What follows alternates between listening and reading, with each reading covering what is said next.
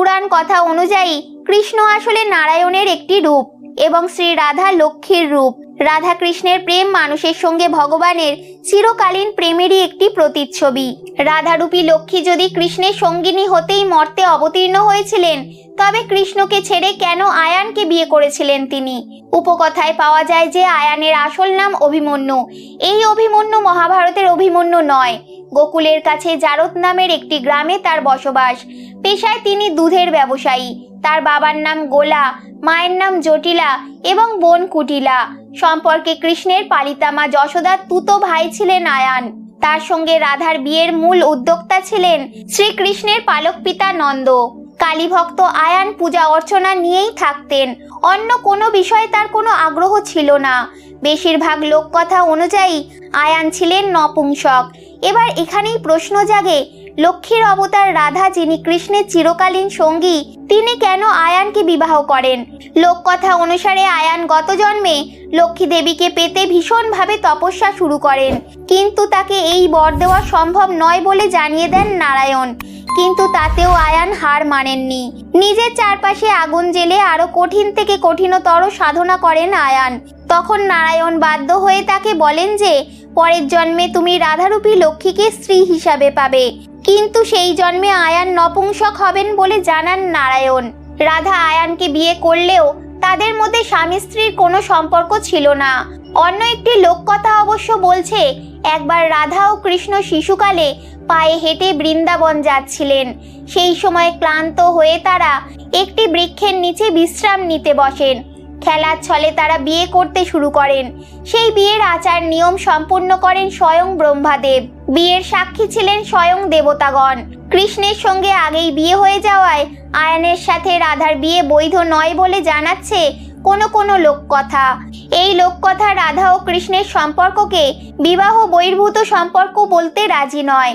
নারায়ণের দেওয়া সেই বরদানের জন্যেই রাধা আয়ানকে বিবাহ করেছিলেন। এ জন্মে আয়ান ঘোষ কিন্তু রাধাকে বিয়ে করার জন্য মোটেও পাগল হননি। আয়ানকে দেখতে সুন্দর, ভালো ব্যবহারের জন্য সবাই আয়ানকে বেশ পছন্দই করত। রাধার পিতা বৃষভানু রাধার সম্বন্ধ নিয়ে গিয়েছিলেন আয়ানের বাড়িতে এবং আয়ানও সহজেই রাজি হয়ে যান এই বিবাহে। কিন্তু ব্রহ্মবৈবর্ত পুরাণ মতে যখন শ্রীরাম দেবী রাধাকে অভিশাপ দেন, তখন তিনি ওনাকে বলেছিলেন কেবল মূর্খ অজ্ঞানী ব্যক্তি ওনাকে গোয়ালার পত্নী মানবেন। আসলে উনি তার ছায়ার স্বামী হবেন, আর ওই গোয়ালাই শ্রী হরির এক অংশ হবেন। ব্রহ্মবৈবর্ত পুরাণে এটাও বর্ণিত আছে যে ছায়া রাধা পূর্বজন্মে কেদারের পুত্রী বৃন্দা দেবী ছিলেন, যিনি মা লক্ষ্মীর কলা অবতার ছিলেন। যমুনা তটে কৃষ্ণ প্রাপ্তির জন্য এক জায়গায় তপস্যা করার কারণে ওই জায়গার নাম বৃন্দাবন হয়েছিল। একবার ওনার পরীক্ষা নেওয়ার জন্য ব্রহ্মাদেব ধর্মকে পাঠিয়েছিলেন, যিনি এক ব্রাহ্মণের বেশ ধারণ করে এসেছিলেন। নিজের পতিব্রতা ও সতীত্ব পালনের জন্য তিনি অজান্তেই ধর্মকে সর্বনাশ হওয়ার অভিশাপ দিয়েছিলেন। তখন হঠাৎই সেখানে সূর্যদেব প্রকট হলেন আর বললেন ধর্ম কেবল ওনার পরীক্ষা নিতেই এসেছিলেন, আর ওনার হৃদয়ে কোনো অশুদ্ধ বিচার ছিল না। তখন বৃন্দা দেবী বললেন যে উনি জানতেন না যে ধর্ম ওনার পরীক্ষা নিতে এসেছিলেন, আর এই কারণে তিনি ভগবানের কৃপায় ধর্মকে জীবন দান দিতে চান। যদি ওনার তপস্যা এবং বিষ্ণু পূজা সত্য হয়, তাহলে ওই ব্রাহ্মণ দ্বিতীয়বার জীবিত হবেন। যদি নারায়ণ এবং শিব সত্য হন, তাহলে ধর্মরূপী ব্রাহ্মণ সন্তাপ রহিত হবেন। বৃন্দা ধর্মকে কোলে তুলে নিলেন, আর এর মধ্যেই ধর্মের স্ত্রী দুঃখিত হয়ে নিজের স্বামীর জীবন ভিক্ষা করতে থাকলেন। এরপর সেখানে ভগবান বিষ্ণু এলেন আর বৃন্দাকে বললেন যে তিনি নিজের তপবলের দ্বারা অনেক আয়ু প্রাপ্ত করেছেন, যার দান তিনি ধর্মকে করতে পারেন। উনি তাকে রাসলীলায় সম্মিলিত হওয়ার বরদানও দিলেন।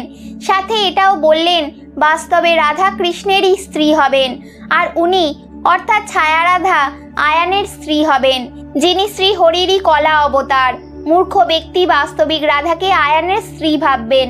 এরপর বৃন্দা ধর্মকে নিজের আয়ু প্রদান করলেন, ফলে ওনার সৌন্দর্য আগের থেকেও বেশি হয়ে গেল।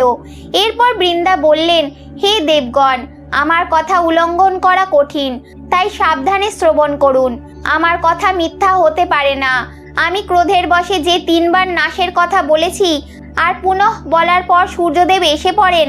এর ফলস্বরূপ সত্যযুগে ধর্মের 4 স্তম্ভ থাকলেও ত্রেতাতে থাকবে 3 স্তম্ভ, দাপরে 2 স্তম্ভ, আর কলিযুগে ধর্মের কেবল 1 স্তম্ভই বাকি থাকবে। সত্যযুগে আবারও ধর্মের স্তম্ভ পরিপূর্ণ হয়ে যাবে। আমার মুখ থেকে 3 বার ক্ষয় শব্দ বেরিয়েছে, তাই এই ক্রমে ক্ষয়ও হবে। আর শেষে পুনঃ বলেছিলাম, তাই এই ক্ষয় কলিযুগের সমাপ্তিতে কলাময়ী থেকে যাবে। এইভাবেই প্রমাণিত হয় রাধা আয়ান বা রায়ানের আসল স্ত্রী ছিলেন না, বরং ছায়া রাধাই ওনার স্ত্রী ছিলেন। এই কাহিনী থেকে এটাও সিদ্ধ হয় যে আয়ান স্বয়ং নারায়ণেরই রূপ ছিলেন, যেটা আমরা ব্রহ্ম বৈবর্ত পুরাণের কৃষ্ণ জন্মখণ্ডের চ্যাপ্টার নাম্বার 86-এ বৃন্দার তপস্যার অধ্যায়ে দেখি।